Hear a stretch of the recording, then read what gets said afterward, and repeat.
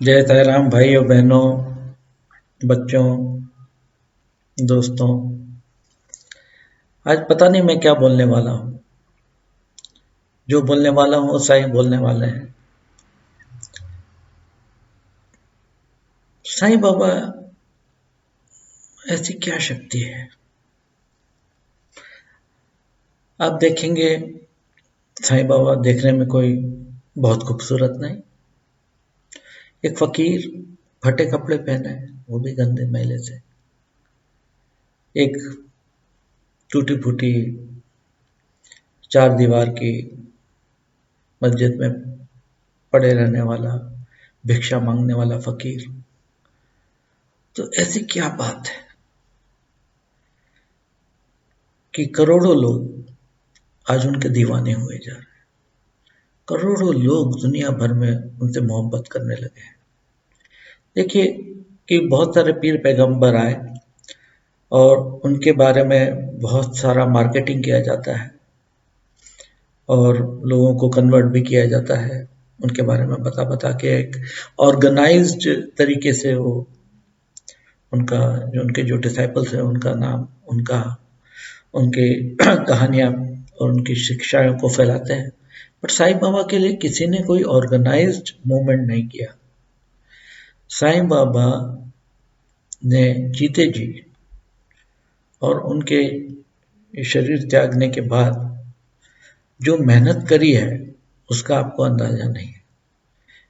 साईं बाबा अकेले करोड़ों इंसानों के पास खुद होके जाते हैं, उनके मन में झांक के देखते हैं कि इसको क्या चाहिए और फिर बताते हैं कि मैं हूँ तेरे साथ।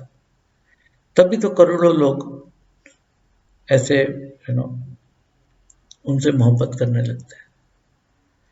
उनकी इबादत से ज़्यादा लोग उनसे प्यार और मोहब्बत करने लगते हैं।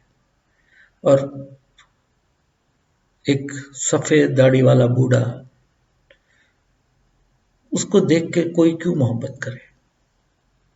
बट उनके अंदर जो नूर है वो उनकी आँख से छलकता है।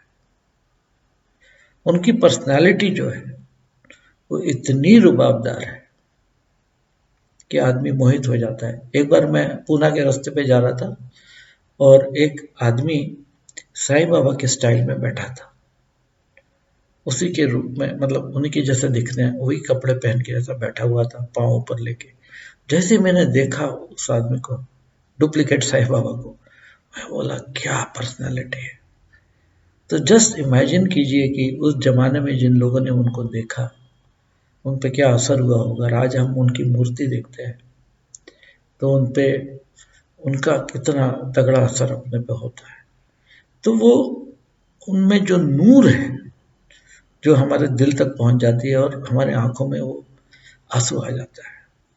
इतना प्रेम उमड़ पड़ता है कि हम मतलब उनसे बेइंतहा मोहब्बत करने लगते हैं।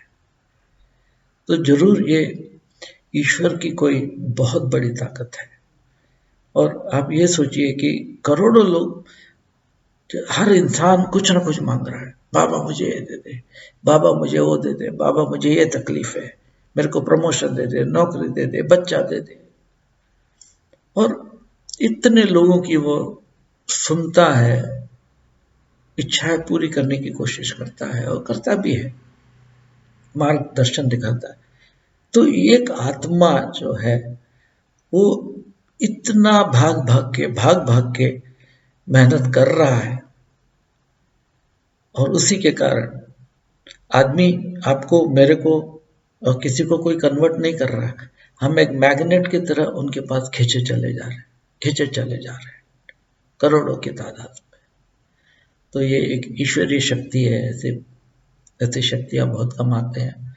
जैसे ईसा मसीह हो गए, मोहम्मद हो गए, नानक हो गए, ऐसे करोड़ों लोग उनसे बेइंतहा मोहब्बत करने लगते हैं। बट साईं बाबा को देख के मुझे तो ये लगता है कि वो आज भी रात दिन मेहनत कर रहे हैं, 24 घंटा मेहनत कर रहे हैं आपकी मेरी इच्छाएं पूरी करने के लिए। और ऐसा कोई मिशनरीज नहीं है कि जो भाई अस्पताल खोल दिया या स्कूल खोल दिया और उनके बारे में बता के लोगों को कन्वर्ट किया, ऐसा कोई एक्टिविटी नहीं। वो खुद काम कर रहे हैं, बाकी तो मंदिर बना बना के अपने पैसे जमा कर रहे हैं, पर काम वो कर रहे हैं। तो अब ऐसे जो शक्ति है, इस शक्ति को हम इबादत कैसे करें?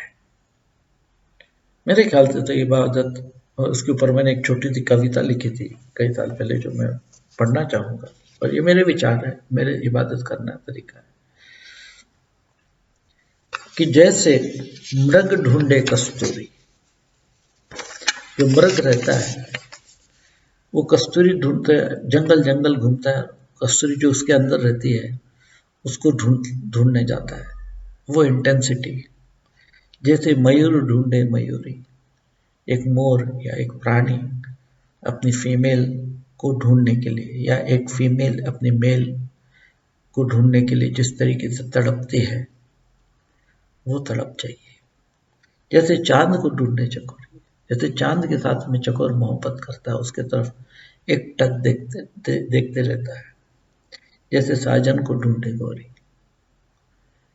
तो जैसे गोरी, जैसे मीराबाई श्री कृष्ण के लिए दीवानी हो गई थी, वो दीवानापन चाहिए साईं की इबादत करने के लिए। उनको वो इबादत चाहिए, वो मोहब्बत चाहिए आपकी तरफ से। जैसे साजन को ढूंढे गोरी, वैसे ही ढूंढूं तुझे मैं साईं। तो उसी तरीके से मैं आपको ढूंढना चाहता हूँ।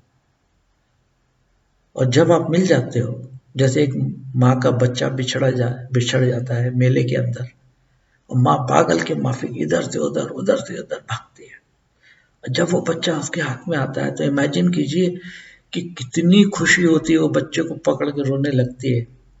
वो इंटेंसिटी चाहिए साईं बाबा को ढूंढना है, तो उतनी इंटेंसिटी चाहिए। तो जैसे नानक जी ने एक बार एक स्टोरी में बोला था, किसी ने उनसे पूछा था कि ईश्वर की इबादत कैसे की जाए।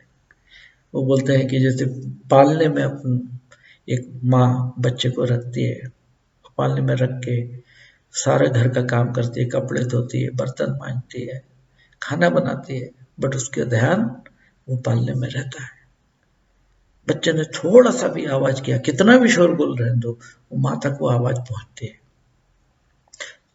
तो इस तरीके की इबादत करनी है कि हम अपना काम करें और ध्यान हमारा साईं की तरफ, और इस पागलपन से हमें उनकी इबादत करनी है, उनको प्यार करना है, जिस पागलपन से वो हमारे लिए मेहनत करते हैं, वो हमारे लिए मेहनत करते हैं। सो दुआ करना है, इबादत करना, इसके बहुत सारे तरीके होते हैं। कोई आरती उतार के करेगा, कोई शॉल चढ़ा के करेगा, कोई, सबके अपने अपने तरीके करने के। कोई माला पहनाएगा, कोई मुकुट पहनाएगा, बट उसके पीछे वो मोहब्बत, बेइंतहा मोहब्बत, एक पागल जैसा मोहब्बत, जैसे आप अपने प्रेमिका के लिए करते हैं जब प्रेमिका मिलती नहीं है, या एक माँ अपने बच्चे को ढूंढने के लिए करती है, वैसा पागलपन चाहिए। तब जाके साईं को उनके मेहनत का फल मिलता है।